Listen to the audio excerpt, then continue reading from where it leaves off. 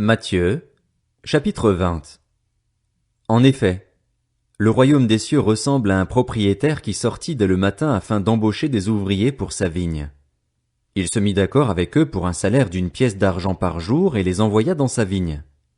Il sortit vers 9 heures du matin et en vit d'autres qui étaient sur la place, sans travail. Il leur dit, « Allez aussi à ma vigne et je vous donnerai ce qui sera juste. » Et ils y allèrent. Il sortit de nouveau vers midi et vers 3 heures de l'après-midi, et il fit de même. Il sortit enfin vers 5 heures de l'après-midi et en trouva d'autres qui étaient là, sans travail. Il leur dit, « Pourquoi vous tenez-vous ici toute la journée sans travailler ?» Ils lui répondirent, « C'est que personne ne nous a embauchés. » « Allez aussi à ma vigne, leur dit-il, et vous recevrez ce qui sera juste. » Le soir venu, le maître de la vigne dit à son intendant, « Appelle les ouvriers et paye-leur le salaire, en allant des derniers aux premiers. » Ceux de 5 heures de l'après-midi vinrent et reçurent chacun une pièce d'argent. Quand les premiers vinrent à leur tour, ils pensèrent recevoir davantage, mais ils reçurent aussi chacun une pièce d'argent. En la recevant, ils murmurèrent contre le propriétaire en disant, « Ces derniers arrivés n'ont travaillé qu'1 heure et tu les as traités comme nous, qui avons supporté la fatigue du jour et de la chaleur. » Il répondit à l'un d'eux, « Mon ami, je ne te fais pas de tort. N'as-tu pas été d'accord avec moi pour un salaire d'une pièce d'argent? Prends ce qui te revient et va-t'en. Je veux donner à ce dernier arrivé autant qu'à toi. Ne m'est-il pas permis de faire ce que je veux de mes biens? Ou vois-tu d'un mauvais œil que je sois bon? Ainsi les derniers seront les premiers et les premiers seront les derniers. Beaucoup sont invités mais peu sont choisis. » Pendant qu'ils montaient à Jérusalem, Jésus prit à part les 12 disciples et leur dit en chemin, « Nous montons à Jérusalem et le Fils de l'homme sera livré aux chefs des prêtres et aux spécialistes de la loi. Ils le condamneront à mort et le livreront aux non-juifs pour qu'ils se moquent de lui, le fouettent et le crucifient. Le 3e jour il ressuscitera. » Alors la mère des fils de Zébédée s'approcha de Jésus avec ses fils et se prosterna pour lui faire une demande. Il lui dit, « Que veux-tu? » « Ordonne, lui dit-elle, que dans ton royaume mes 2 fils que voici soient assis l'un à ta droite et l'autre à ta gauche. » Jésus répondit, « Vous ne savez pas ce que vous demandez. Pouvez-vous boire la coupe que je vais boire, ou être baptisé du baptême dont je vais être baptisé? » Nous le pouvons, dirent-ils. Il leur répondit, « Vous boirez en effet ma coupe, et vous serez baptisés du baptême dont je vais être baptisé. Mais quant à être assis à ma droite et à ma gauche, cela ne dépend pas de moi et ne sera donné qu'à ceux pour qui mon Père l'a préparé. » Après avoir entendu cela, les 10 autres furent indignés contre les 2 frères. Jésus les appela et leur dit, « Vous savez que les chefs des nations dominent sur elles et que les grands les tiennent sous leur pouvoir. Ce ne sera pas le cas au milieu de vous, mais si quelqu'un veut être grand parmi vous, il sera votre serviteur. Et si quelqu'un veut être le premier parmi vous, qu'il soit votre esclave. C'est ainsi que le Fils de l'homme est venu, non pour être servi, mais pour servir et donner sa vie en rançon pour beaucoup. » Lorsqu'ils sortirent de Jéricho, une grande foule suivit Jésus. 2 aveugles, assis au bord du chemin, entendirent que Jésus passait et crièrent, « Aie pitié de nous, Seigneur, fils de David !» La foule les reprenait pour les faire taire, mais ils crièrent plus fort, « Aie pitié de nous, Seigneur, fils de David !» Jésus s'arrêta, les appela et dit, « Que voulez-vous que je fasse pour vous? » Ils lui dirent, « Seigneur, que nos yeux s'ouvrent. » Rempli de compassion, Jésus toucha leurs yeux. Aussitôt ils retrouvèrent la vue et ils le suivirent. Matthieu, chapitre 21.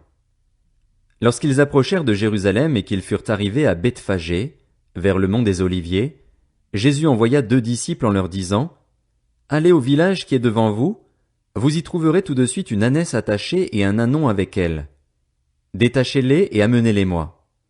Si quelqu'un vous dit quelque chose, vous répondrez, « Le Seigneur en a besoin. » Et à l'instant il les laissera aller. Or, tout ceci arriva afin que s'accomplisse ce que le prophète avait annoncé. Dites à la fille de Sion, « Voici ton roi qui vient à toi, plein de douceur et monté sur un âne, sur un ânon, le petit d'une ânesse. » Les disciples allèrent faire ce que Jésus leur avait ordonné. Ils amenèrent l'ânesse et l'ânon, mirent leurs vêtements sur eux, Et Jésus s'assit dessus. Une grande foule de gens étendirent leurs vêtements sur le chemin. D'autres coupèrent des branches aux arbres et en jonchèrent la route. Ceux qui précédaient et ceux qui suivaient Jésus criaient « Hosanna, ô fils de David! Béni soit celui qui vient au nom du Seigneur! Hosanna dans les lieux très hauts! » Lorsqu'il entra dans Jérusalem, toute la ville fut troublée. On disait « Qui est cet homme ?» La foule répondait « C'est Jésus, le prophète de Nazareth en Galilée. » Jésus entra dans le temple de Dieu. Il chassa tous ceux qui vendaient et qui achetaient dans le temple, et il renversa les tables des changeurs de monnaie et les sièges des vendeurs de pigeons. Il leur dit, « Il est écrit, mon temple sera appelé une maison de prière, mais vous, vous en avez fait une caverne de voleurs. » Des aveugles et des boiteux s'approchèrent de lui dans le temple, et il les guérit. Mais les chefs des prêtres et les spécialistes de la loi furent indignés à la vue des choses merveilleuses qu'il avait faites et des enfants qui criaient dans le temple, « Hosanna, ô fils de David !» Ils lui dirent, « Entends-tu ce qu'ils disent ?» Oui, leur répondit Jésus, « N'avez-vous jamais lu ces paroles ? Tu as tiré des louanges de la bouche des enfants et des nourrissons. » Puis il les laissa et sortit de la ville pour aller à Béthanie où il passa la nuit. Le lendemain matin, en retournant à la ville, il eut faim. Il vit un figuier sur le bord du chemin et s'en approcha, mais il n'y trouva que des feuilles. Il lui dit, « Que jamais plus tu ne portes de fruits. » Le figuier sécha immédiatement. Voyant cela, les disciples furent étonnés et dirent, « Comment ce figuier a-t-il pu devenir immédiatement sec ?» Jésus leur dit alors, « Je vous le dis en vérité, si vous avez de la foi et que vous ne doutez pas, non seulement vous ferez ce qui a été fait à ce figuier, mais même si vous dites à cette montagne, « Retire-toi de là et jette-toi dans la mer », cela arrivera. Tout ce que vous demanderez avec foi par la prière, vous le recevrez. Jésus se rendit dans le temple et, pendant qu'il enseignait, les chefs des prêtres et les anciens du peuple vinrent lui dire, « Par quelle autorité fais-tu ces choses, et qui t'a donné cette autorité ?»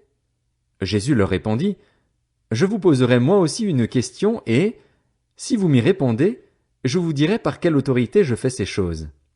Le baptême de Jean, d'où venait-il? Du ciel ou des hommes? » Mais ils raisonnèrent ainsi entre eux. Si nous répondons, du ciel, il nous dira, pourquoi donc n'avez-vous pas cru en lui? Et si nous répondons, des hommes, nous avons à redouter les réactions de la foule, car tous considèrent Jean comme un prophète. Alors ils répondirent à Jésus, nous ne savons pas.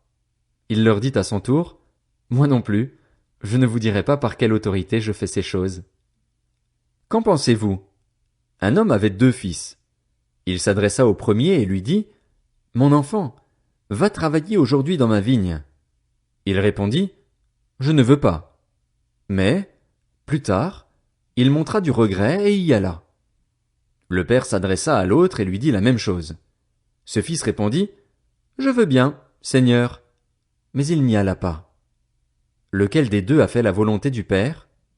Ils répondirent, « Le premier. » Et Jésus leur dit, « Je vous le dis en vérité, les collecteurs d'impôts et les prostituées vous précéderont dans le royaume de Dieu, car Jean est venu à vous dans la voie de la justice et vous n'avez pas cru en lui. En revanche, les collecteurs d'impôts et les prostituées ont cru en lui et vous, qui avez vu cela, vous n'avez pas ensuite montré de regret pour croire en lui. » Écoutez une autre parabole.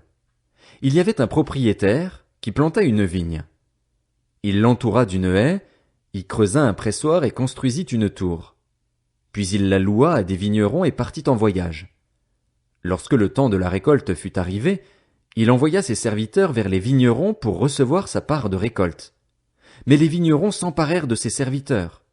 Ils battirent l'un, tuèrent l'autre et lapidèrent le troisième. Il envoya encore d'autres serviteurs, en plus grand nombre que les premiers, et les vignerons les traitèrent de la même manière.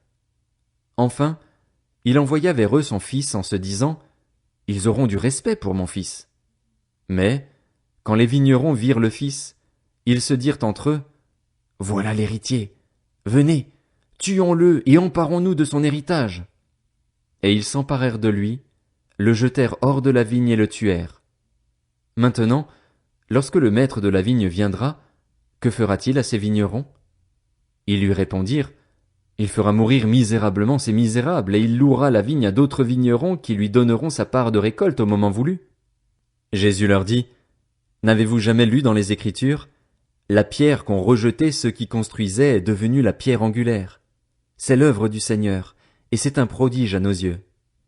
C'est pourquoi, je vous le dis, le royaume de Dieu vous sera enlevé et sera donné à un peuple qui en produira les fruits. Celui qui tombera sur cette pierre s'y brisera, et celui sur qui elle tombera sera écrasé. Après avoir entendu ces paraboles, les chefs des prêtres et les pharisiens comprirent que c'était d'eux que Jésus parlait. Ils cherchaient à l'arrêter, mais ils redoutaient les réactions de la foule, parce qu'elle considérait Jésus comme un prophète. Matthieu, chapitre 22. Jésus prit la parole et leur parla de nouveau en parabole. Il dit, Le royaume des cieux ressemble à un roi qui fit des noces pour son fils. Il envoya ses serviteurs appeler ceux qui étaient invités aux noces, mais ils ne voulurent pas venir. Il envoya encore d'autres serviteurs, avec cet ordre, Dites aux invités, J'ai préparé mon festin. Mes bœufs et mes bêtes grasses sont tués, tout est prêt, venez aux noces. Mais eux, négligeant l'invitation, s'en allèrent l'un à son champ, un autre à ses affaires. Les autres s'emparèrent des serviteurs, les maltraitèrent et les tuèrent. À cette nouvelle, le roi se mit en colère. Il envoya ses troupes, fit mourir ses meurtriers et brûla leur ville. Alors il dit à ses serviteurs, Les noces sont prêtes, mais les invités n'en étaient pas dignes. Allez donc dans les carrefours et invitez aux noces tous ceux que vous trouverez. Ses serviteurs s'en allèrent sur les routes. Ils rassemblèrent tous ceux qu'ils trouvèrent, mauvais et bons, et la salle des noces fut remplie d'invités. Le roi entra pour les voir, et il aperçut là un homme qui n'avait pas mis d'habit de noces. Il lui dit, Mon ami, comment as-tu pu entrer ici sans avoir d'habit de noces? Cet homme resta la bouche fermée. Alors le roi dit aux serviteurs, Attachez-lui les pieds et les mains. Emmenez-le et jetez-le dans les ténèbres extérieures, où il y aura des pleurs et des grincements de dents. En effet, beaucoup sont invités, mais peu sont choisis. Alors les pharisiens allèrent tenir conseil sur les moyens de prendre Jésus au piège de ses propres paroles. Ils envoyèrent vers lui leurs disciples avec les Hérodiens. Ils lui dirent, Maître, nous savons que tes paroles sont vraies et que tu enseignes le chemin de Dieu en toute vérité, sans te laisser influencer par personne, car tu ne regardes pas à l'apparence des personnes. Dis-nous donc ce que tu en penses. Est-il permis, ou non, de payer l'impôt à l'empereur? Mais Jésus, connaissant leur méchanceté, répondit, Pourquoi me tendez-vous un piège, hypocrite? Montrez-moi la monnaie avec laquelle on paye l'impôt. Ils lui présentèrent une pièce de monnaie. Il leur demanda, De qui porte-t-elle l'effigie et l'inscription? De l'empereur, lui répondirent-ils. Alors il leur dit, Rendez donc à l'empereur ce qui est à l'empereur et à Dieu ce qui est à Dieu. Étonnés de ce qu'ils entendaient, ils le quittèrent et s'en allèrent. Le même jour, les Sadducéens, qui disent qu'il n'y a pas de résurrection, vinrent trouver Jésus et lui posèrent cette question. Maître, Moïse a dit, si quelqu'un meurt sans enfant, son frère épousera la veuve et donnera une descendance à son frère. Or, il y avait parmi nous 7 frères. Le premier s'est marié et est mort, et, comme il n'avait pas d'enfant, il a laissé sa femme à son frère. Il en est allé de même pour le deuxième, puis le troisième, et ce jusqu'au 7e. Après eux tous, la femme est morte aussi. À la résurrection, duquel des 7 sera-t-elle donc la femme? En effet, tous l'ont épousée. Jésus leur répondit, Vous êtes dans l'erreur parce que vous ne connaissez ni les Écritures, ni la puissance de Dieu. En effet, à la résurrection, les hommes et les femmes ne se marieront pas, mais ils seront comme les anges de Dieu dans le ciel. En ce qui concerne la résurrection des morts, n'avez-vous pas lu ce que Dieu vous a dit? Je suis le Dieu d'Abraham, le Dieu d'Isaac et le Dieu de Jacob. Dieu n'est pas le Dieu des morts, mais des vivants. La foule qui écoutait fut frappée par l'enseignement de Jésus. Les pharisiens apprirent qu'il avait réduit au silence les Sadducéens. Ils se rassemblèrent et l'un d'eux, professeur de la loi, lui posa cette question pour le mettre à l'épreuve. Maître, quel est le plus grand commandement de la loi? Jésus lui répondit, Tu aimeras le Seigneur, ton Dieu, de tout ton cœur, de toute ton âme et de toute ta pensée. C'est le premier commandement et le plus grand. Et voici le deuxième, qui lui est semblable. Tu aimeras ton prochain comme toi-même. De ces 2 commandements dépendent toute la loi et les prophètes. Comme les pharisiens se trouvaient rassemblés, Jésus les interrogea en ces termes. Que pensez-vous du Messie? De qui est-il le fils? Ils lui répondirent, de David. Et Jésus leur dit, comment donc David, animé par l'Esprit, peut-il l'appeler Seigneur lorsqu'il dit, le Seigneur a dit à mon Seigneur, assieds-toi à ma droite jusqu'à ce que j'aie fait de tes ennemis ton marchepied.